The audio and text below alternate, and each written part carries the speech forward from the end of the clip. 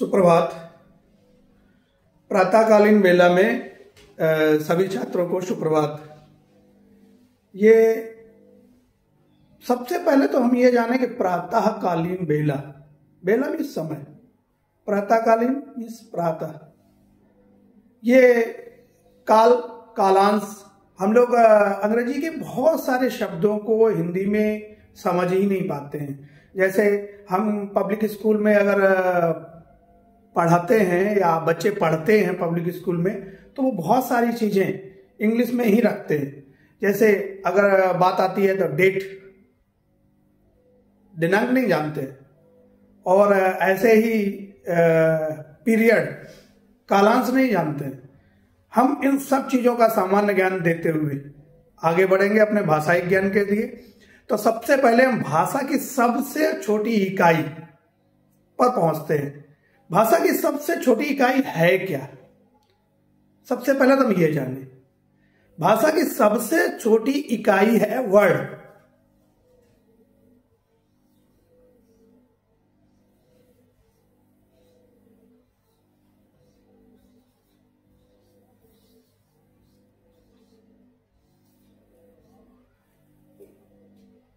आपने देख लिया होगा, भाषा की सबसे छोटी इकाई वर्ड या अक्षर।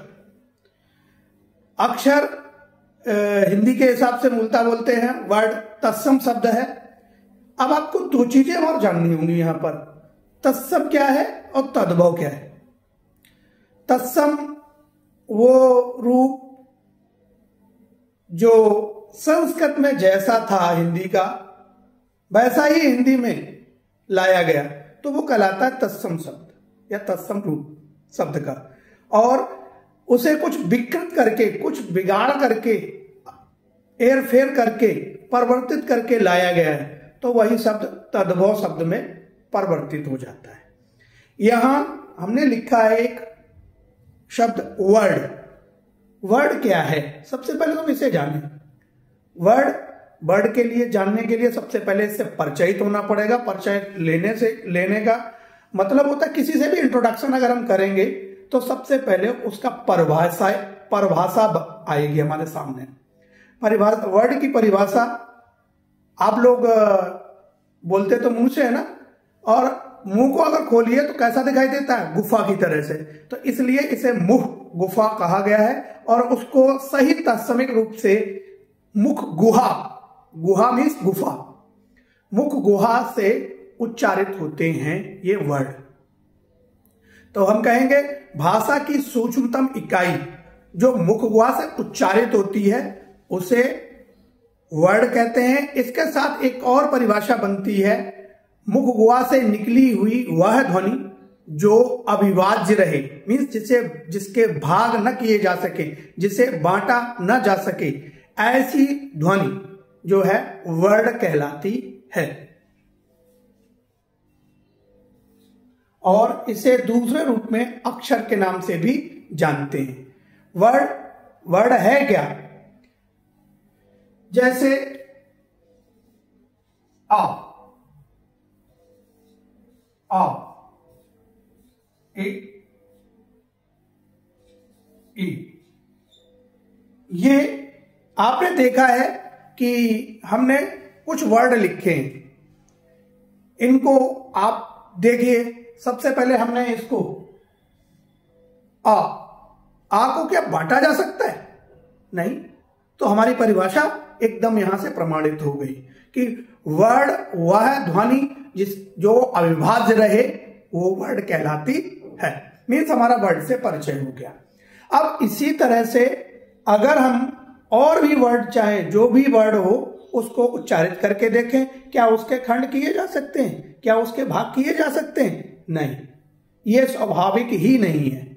और इस वर्ड जो भाषा की सबसे सूक्ष्मतम इकाई है वर्ड, इससे ही हम भाषाई ज्ञान का ज्ञानार्जन कर सकते हैं। अगर यही सारी चीजें हम इंग्लिश प्रोनाउंसिएशन के साथ, इंग्लिश प्रोनाउंसिएशन और हिंदी में उसे कहते हैं उच्चारण। जब प्रोनाउंसिएशन मीन्स उच्चारण, ये चीज आप एकदम कंफर्म हो जाएगी आपकी। अब मैं कुछ अंग्रेजी के शब्दों का ही इसीलिए समावेश करता हूं। आपने देखा होगा कि इंग्लिश वर्णमाला में या English alphabet, number of English alphabet, तो आप कहेंगे 26 मीन्स 26। इसी तरह से ठीक अगर हम हिंदी के वर्णमाला के अक्षरों की गिनती करें, गणना करें, तो वो 52 जस्ट डबल, या कहें ठीक दोगुना, ये उचित होगा। अब आपको और आसान रहेगा कि आपको एक चीज तो अच्छे से याद होगी, अंग्रेजी भाषा के alphabet, English alphabet, number of English alphabet 26, और जस्ट डबल करना है, मल्टीप्लाई बाई 2 इक्वल टू 52। तो हिंदी के वर्णमाला के अक्षर कितने हुए? 52। इसीलिए अब इसको याद रखना आसान होगा।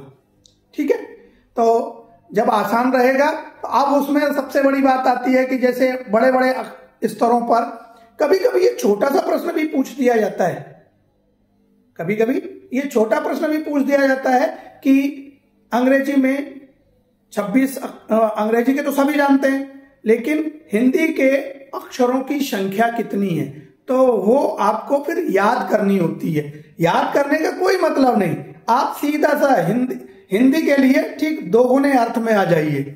आपको सिर्फ एक ही चीज याद रखनी है, आपको सिर्फ एक ही चीज याद रखनी है कि हमारे अंग्रेजी में 26 अल्फाबेट और हिंदी में वही 52 वर्ड या अक्षर होते हैं। वर्ड एक तत्सम शब्द है और अक्षर एक तत्समिकता के साथ में तद्भव शब्द के रूप में जाना जाता है। ठीक है, यहां अब हम थोड़ा सा और ज्ञानार्जन आगे बढ़ाते हैं, तो यहां पे देखेंगे पूरा का पूरा, हाँ अब इससे आगे बढ़ेंगे तो वर्ड के साथ एक नई चीज आगे, अब वर्ड की परिभाषा हमने जान लिया, वर्ड का परिचय तो हमारा हो गया, इसके साथ में अब आगे बढ़ेंगे तो यही वर्ड से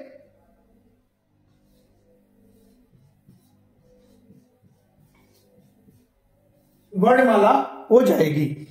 अब दूसरी चीज हम देखते हैं कि पहले लिखा था केवल वर्ड या अक्षर, ऐसे ही वर्णमाला जैसे लिखा है मैंने, वैसे ही आप अक्षरमाला भी लिख सकते हैं। अब आपको एक ज्ञानार्जन और लेना होगा कि वर्ड तो हो गया, वर्णमाला की बात आ गई, ऐसे ही अक्षर से अक्षरमाला पे पहुंच जाएंगे। तो अब एक चीज और सामने आएगी, वर्णमाला क्या है? आपके दिमाग में एक प्रश्न आ गया होगा, मन मस्तिष्क में एक प्रश्न जन्म गया होगा।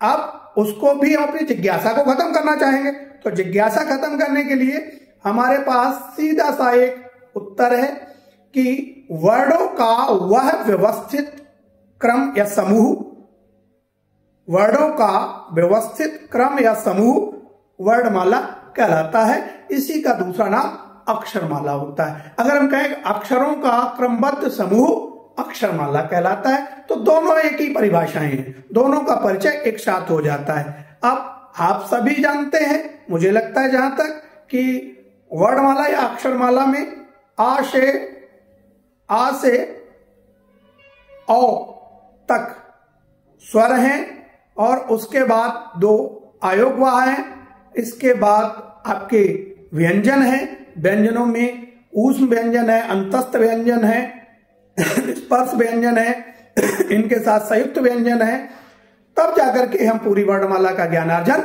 कर पाते हैं। यदि किसी को हमें इस वर्णमाला को भी जानना है, वर्णमाला के सारे अलग अलग भाग जानने हैं, तो हमें कमेंट बॉक्स में जरूर एक बार दें।